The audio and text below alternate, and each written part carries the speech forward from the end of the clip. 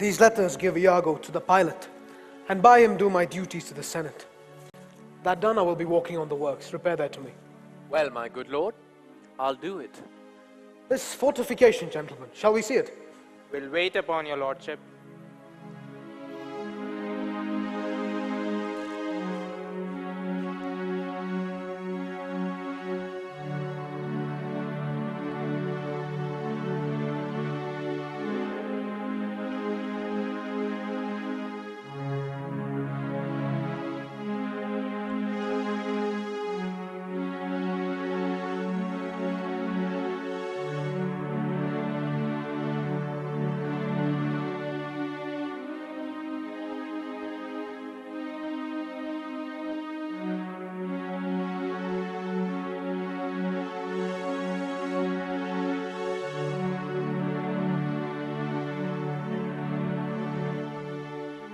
Thou assured, good Cassio, I will do all my abilities in thy behalf.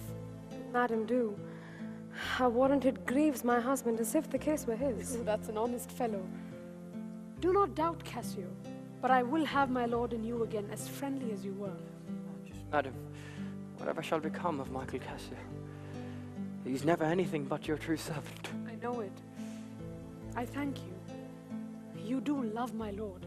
You have known him long, and be you well assured that he shall in strangeness stand no further off than in a polite distance.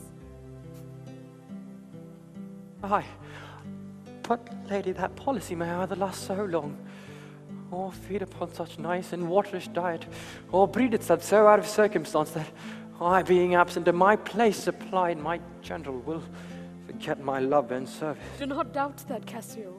Before Amelia here, I give thee warrant of thy place. Assure thee that if I do vow friendship, I'll perform it to the last article. My lord shall never rest. I'll watch him tame and talk him out of patience. His bed shall seem a school, his board a shrift. I'll intermingle everything he does with Cassio's suit. Therefore be merry, Cassio, for thy solicitor shall rather die than give thy cause away. Madam, here comes my lord. Madam, I'll take my leave. Why, stay and hear me speak. Madam, not now. I am ill at ease and unfit for mine own purposes. Do your discretion. Ha! I like not that. What dost thou say, Iago? Nothing, my lord. Or if I know not what. It's not that Cassio parted from my wife. Cassio, my lord. No, sure, I cannot think it, that he would steal away so guilty-like, seeing you coming. Well, I do believe 'twas he. How now, my dear Othello? I've been talking with a suitor here, a man that languishes in your displeasure. Who's it you mean? Why, your lieutenant Cassio. Good my lord, if I have any grace or power to move you, his present reconciliation take. For if he be not one that truly loves you, that errs in ignorance and not in cunning, I have no judgment in an honest face. I prithee, call him back. Went he hence now? Aye, sooth. So humbled that he hath left part of his grief with me to suffer with him. Good love, call him back. Not now, sweet Desdemona. Some other time. But shall it be shortly? The sooner, sweet. For you. Shall it be tonight at supper? No, not tonight. Tomorrow dinner then? I shall not dine at home. I meet the captains at the citadel. Why then tomorrow night, or Tuesday morn, or Tuesday noon, or night, or Wednesday morn. I prithee name the time, but let it not exceed 3 days. In faith he is penitent, and yet his trespass in our common reason, save that they say the worst must make examples out of their best, is not almost a fault to incur private check. When shall he come? Tell me, Othello. I wonder in my soul what you should ask me that I should deny, or stand so murmuring on. What? Michael Cassio, that came a-wooing with you, and when so many a time, when I've spoken of you dispraisingly, attain your part.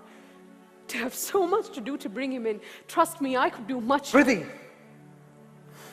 No more.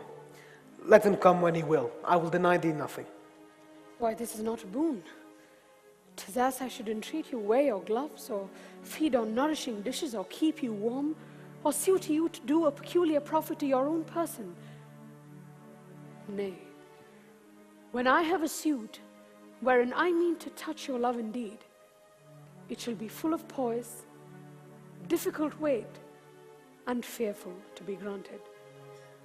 I will deny thee nothing. Whereon I do beseech that you grant me this, to leave me but a little to myself. Shall I deny you? No. Farewell, my lord. Farewell, my Desdemona. I'll come to thee straight. Amelia, come. Be as your fancies teach you. Whate'er you be, I am obedient.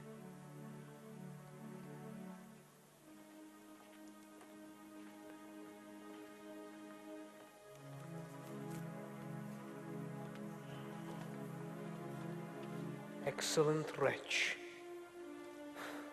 Perdition catch my soul, but I do love thee. And when I love thee not, chaos has come again. My noble lord, What dost thou say, Iago? did Michael Cassio, when you wooed my lady, know of your love? He did, from first to last. Why dost thou ask? But for the satisfaction of my thought, no further harm. Why of thy thought, Iago?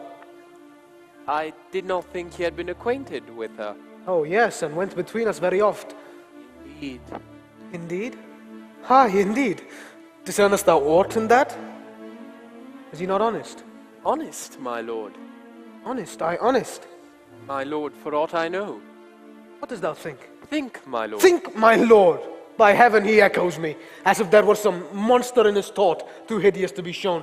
Thou dost mean something. I heard thee say even now thou likest not that when Cassio left my wife. What didst not like? And when I told thee he was of my counsel in my whole course of wooing, thou criedst, indeed, and his contract and purse thy brow together, as if thou then had shut up in thy brain some horrible conceit. If thou dost love me, show me thy thought. My lord, you know I love you. I think thou dost. And for I know thou art full of love and honesty, and weighest thy words before thou givest them breath. Therefore these stops of thine fright me the more. For such things in a false, disloyal knave are tricks of custom, but in a man that's just, they are close relations, working from the heart that passion cannot rule. Men should be what they seem. Oh, those that are not, may they seem none. Certain men should be what they seem. Why then, I think Cassio is an honest man. Nay, yet there's more in this. I prithee speak to me as to thy thinkings, as thou dost ruminate, and give thy worst of thoughts the worst of words. Good my lord, pardon me. Though I am bound in every act of duty, I am not bound to all those that slaves are free to utter my thoughts. Why, say that they are vile and false, as whereunto is the palace where foul thoughts sometimes intrude not. Who has a breast so pure, but some uncleanly apprehensions keep leets and law days, and in session sit with mediations lawful? Thou dost conspire against thy friend Iago. If thou but thinkst him wronged, and makest his ear a stranger to thy thoughts. I do beseech you. Though I perchance am vicious in my guess, as I confess it is my nature's plague, to spy into abuses, and oft my jealousy shapes faults that are not, that your wisdom yet, from one that so imperfectly conceits, would take no notice, nor build yourself up a trouble out of this scattering and unsure observance. It were not for your quiet, nor your good, nor for my manhood, honesty, or wisdom, to let you know my thoughts. What dost thou mean? Name in man and woman, dear my lord, is the immediate jewel to their souls. Who steals my purse steals trash. 'Tis something, nothing. 'Twas mine, 'tis his, and has been slave to thousands. But he that filches from me my good name robs me of that which not enriches him, and makes me poor indeed. By heaven, I'll know thy thoughts! You cannot, if my heart were in your hand, nor shall not while 'tis in my custom. Or beware, my lord, of jealousy. It is the green-eyed monster which doth mock the meat it feeds on. That cuckold lives in bliss, who certain of his fate loves not his wronger. But oh, what damned minutes tells he o'er, who dotes, yet doubts, suspects, yet strongly loves. Oh, misery. Content is rich and rich enough, and riches fineless is as poor as winter. To he that ever fears he shall be poor. Good heaven, the souls of all my tribe defend from jealousy. Why? Why is this? Thinkest thou I'd make a life of jealousy? To follow still the changes of the moon with fresh suspicions? No. To be once in doubt is once to be resolved. Exchange me for a goat when I shall turn the business of my soul to such exsufflicate and blown surmises matching thy inference. 'Tis not to make me jealous to say my wife is fair, feeds well, loves company, and is free of speech. No, where virtue is, these are more virtuous. Nor from mine own weak merits will I draw the smallest fear or doubt of her revolt. For she had eyes and chose me. No, Iago, I'll see before I doubt. When I doubt, prove. And on the proof there is no more but this. Away at once with love or jealousy.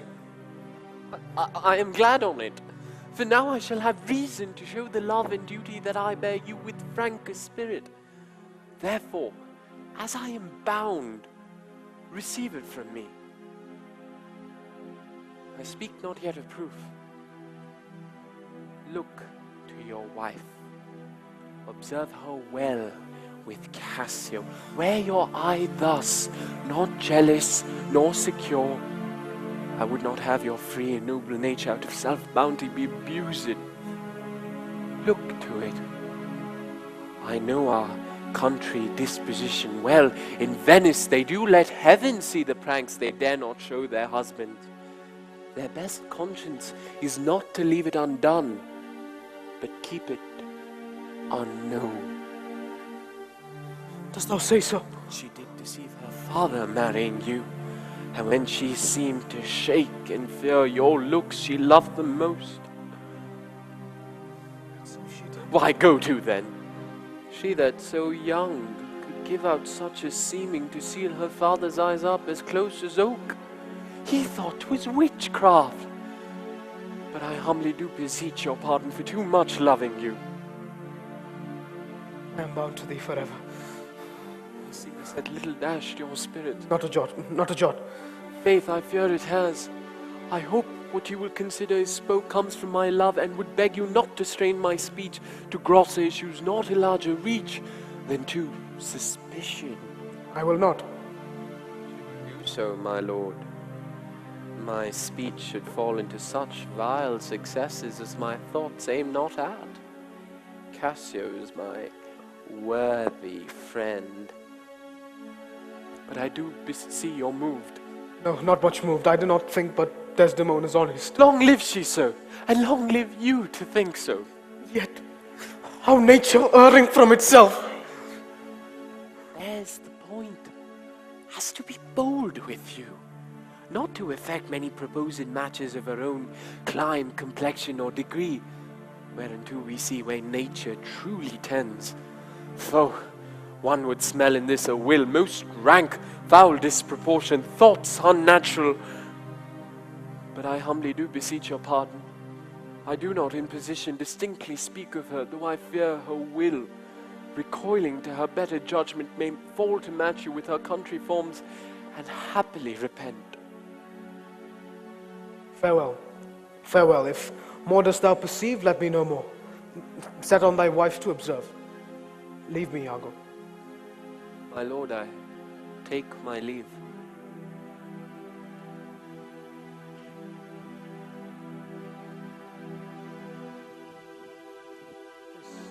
Oh, this honest creature doubtless sees and knows more.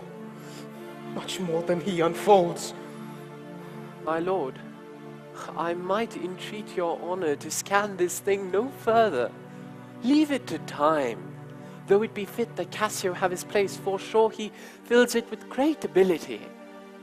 Yet, if you would to please to hold him off a while, you shall perceive him and his means. Note if your lady strain his entertainment with any strong or vehement importunity. Much will be seen in that. In the meantime, let me be thought too busy in my fears, as worthy cause I have to fear I am, and hold her free. I do beseech your honor. Fear not my government. My lord, I once again take my leave.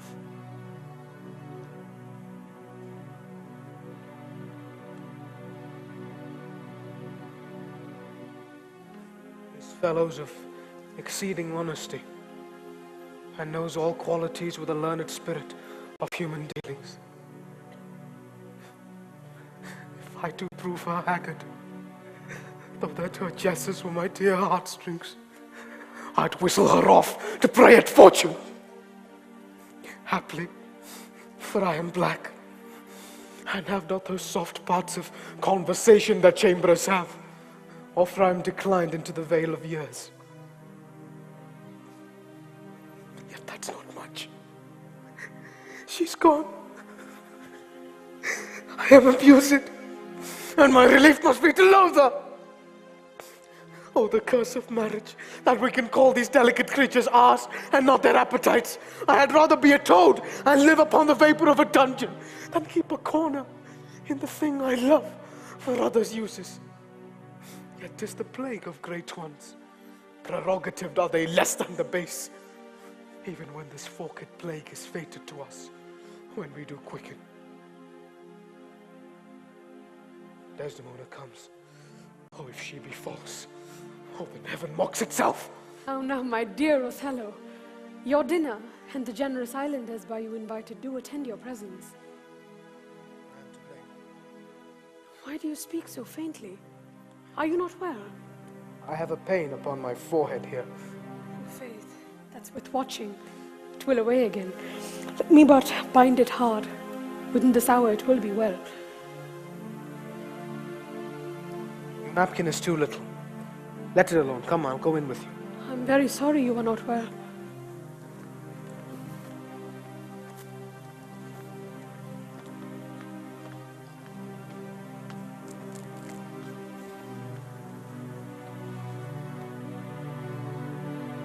I'm glad I have found this napkin. This was her first remembrance from them all. My wayward husband hath 100 times wooed me to steal it. But she so loves to talk him, for he conjured her she should ever keep it, that she deserved it evermore about her, to kiss and talk to. I'll have the work ta'en out, and give to Iago. What he will do with it, heaven knows, not I. I nothing but to please his fantasy. How now? What do you do here alone? Do not you chide. I have a thing for you. A thing for me? It is a common thing to have a foolish wife. Oh, is that all? What will you give me now for the same handkerchief?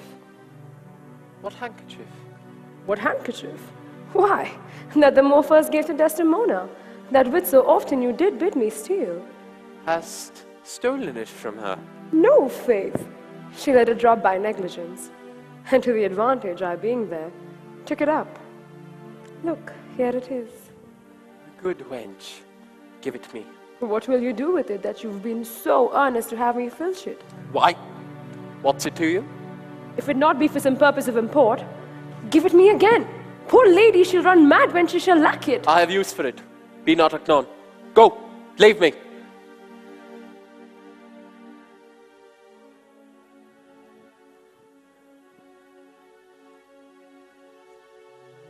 I will in Cassio's lodging lose this napkin, and let him find it.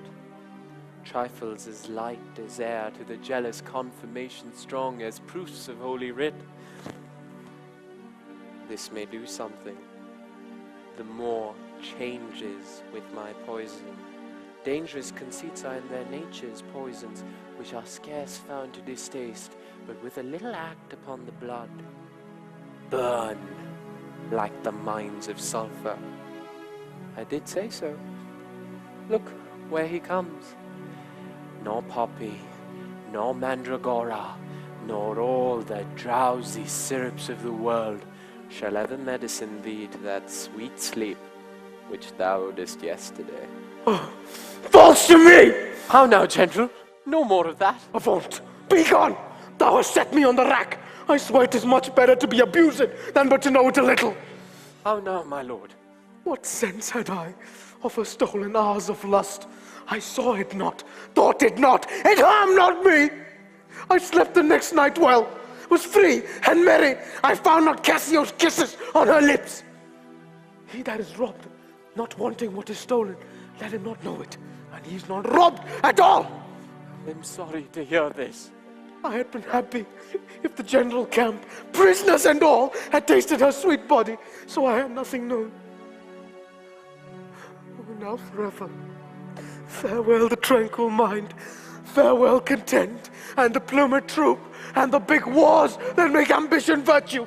Farewell the nascent steed, the year's piercing fife, the spirit-stirring drum, and all pride, pomp, and circumstance of glorious war. And O you mortal engines, that the immortal Jove's dead clamors counterfeit. Farewell. Othello's occupation's gone. Is it possible, my lord? Villain, be sure thou prove my love a whore. Be sure of it. Give me the ocular proof, or by the worth of man's eternal soul, thou hast better been born a dog than answer my wicked wrath. My noble lord!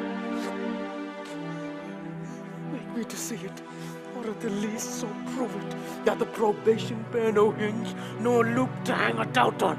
Oh, woe upon thy life! Has it come to this, my lord? If thou dost slander her and torture me, abandon all remorse, never pray more. Do deeds to make heaven weep, and all earth amaze it. For nothing canst thou to damnation add greater than that. No grace.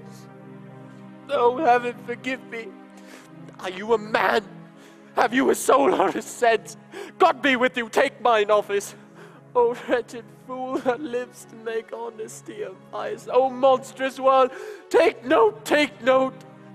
To be directed honest is not safe. I thank you for this prophet, and from hence I love no friend. Sith love breeds such offense. Nay, stay! Thou shouldst be honest.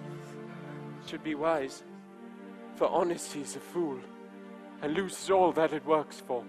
By heaven, I think my wife is honest, and think she is not. I think thou art just, and think thou art not. I'll have some proof. Her name, that was as fresh as Dian's visage, is now begrimed and black as mine own face. If there be cords, or knives, poison, or fire, or suffocating streams, I will not be satisfied. See, my lord, that you are eaten up with passion. I do repent me that I put you to it. You would be satisfied. Would? Nay, I will. And may. But how? How satisfied, my lord? Would you, the supervisor, grossly gape on? Behold her top? Death and damnation! Were a tedious difficulty, I think, to bring them to that prospect. Damn them then, if ever mortal eyes do see them boldstone more than their own. What then? How then? Where's satisfaction? It is impossible you should see this. Were they as prime as goats, as hot as monkeys, as salt as wolves, in the pride as ignorance, as fools made drunk. But if imputation and strong circumstance which lead directly to the door of truth would give you satisfaction, you may have it. Give me a living reason she's disloyal. I do not like the office, but sith I am entered in this cause so far, pricked to it by foolish honesty and love, I will go on. I lay with Cassio lately, and being troubled with a raging tooth, I could not sleep. There are kind of men of so loose a soul that in their sleeps they will mutter their affairs. One of this kind is Cassio. In his sleep I heard him say, "Sweet Desdemona, let us be wary, let us hide our loves." And then, sir, would he gripe and wring my hand and kiss me hard, cry, "Oh, sweet creature," and then sighed and kissed as if he had plucked up the kisses that grew upon my lips, and then laid his leg over my thigh and sighed and kissed and cried, "Cursed fate that gave thee to the moor." Oh, monstrous! Monstrous! This was but his dream. This dream denoted a foregone conclusion. 'Tis a shrewd doubt, though it be but a dream. This may help to thicken other proofs that do demonstrate thinly. I'll tear her all to pieces! Hey, be wise. We see nothing done, yet she may be honest. Tell me about this. Have you not sometimes seen a strawberry, handkerchief spotted with strawberries in your wife's hand? Yes. It was my first gift to her. I know not that. But such a handkerchief, I'm sure it was your wife's. Did I today see Cassio wipe his beard with? If it be that, or any that were hers, it speaks against her as with other proofs.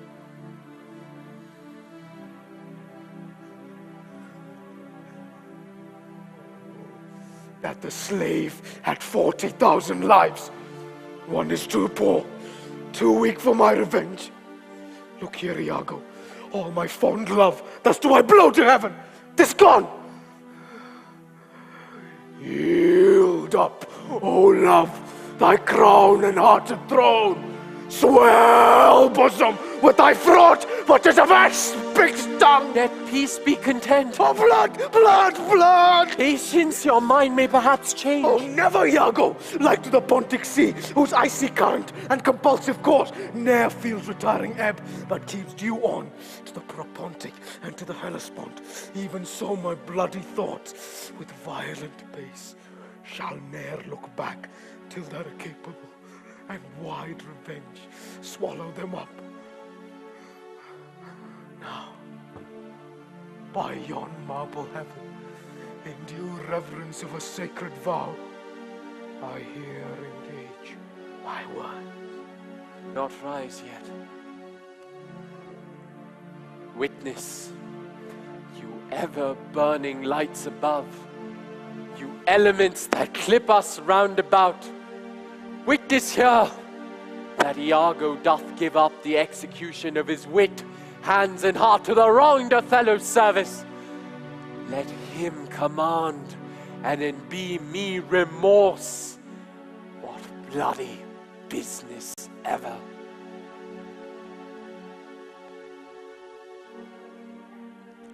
I greet thy love, not with vain thanks, but with acceptance bounteous, and will upon the instant put thee to it. In 3 days' time, let me hear thee say that Cassio's not alive. My friend is dead. 'Tis done at your request, but let her live. Damn her! Lewd minx! Damn her! Come, draw with me apart to furnish me with some swift means of death for the fair devil. Now art thou my lieutenant. I am your own forever.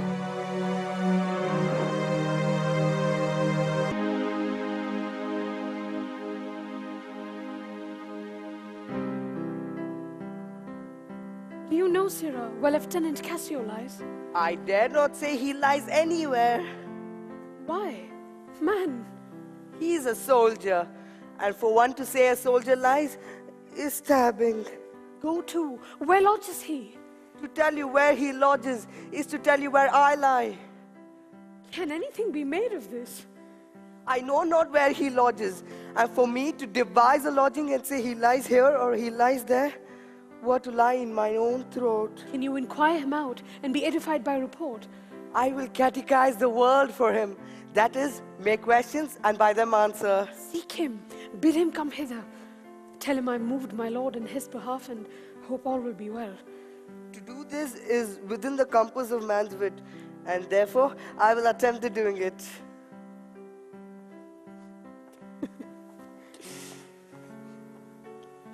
Why should I lose that handkerchief, Amelia? I know not, madam. Believe me, I'd rather have lost my purse full of crusados. And but my noble Moor is true of mind and made of no such baseness as jealous creatures are. It were enough to put him to ill thinking. Is he not jealous? Who? He? I think the sun where he was born drew all such humours from him. Look, where he comes. I shall not leave him now till Cassio be called to him. How's it with you, my lord? Well, my good lady, no hardness to dissemble. How do you, Desdemona? Well, my good lord. Give me your hand. This hand is moist, my lady. It yet hath felt no age, nor known no sorrow. This argues fruitfulness and liberal heart. This hand of yours requires a sequester from liberty, fasting, and prayer, much castigation, and exercise devout. For here's a young and sweating devil here, that commonly rebels. It is a good hand, a frank one. You may indeed say so, for it was the hand that gave away my heart. The hearts of old gave hands, but our new heraldry is not hands, but hearts. I cannot speak of this. Come now, your promise. What promise, Chuck? I've sent to bid Cassio come speak with you. I have a salt and sorry room offends me. Lend me thy handkerchief. Here, my lord. That which I gave you. I have it not about me. Not? No, indeed, my lord. That is a fault. That handkerchief did an Egyptian to my mother give. It would make her amiable and subdued entirely to my father's love. But if she lost it, who made gift of it, my father's eyes should hold her loathed, and his spirit should hunt after new fancies. She, dying, gave it me, and bid me when my fate would have me wife, to give it her. I did so, and take heed on it. Make it a darling like your precious eye, for to lose it or give it away were such perdition as nothing else could match. Is it possible? It is true. There's magic in the web of it, a sibyl that had numbered in the world, the sun to course 200 compasses, in her prophetic fury sowed the work. The worms were hallowed that did breed the silk, and it was conserved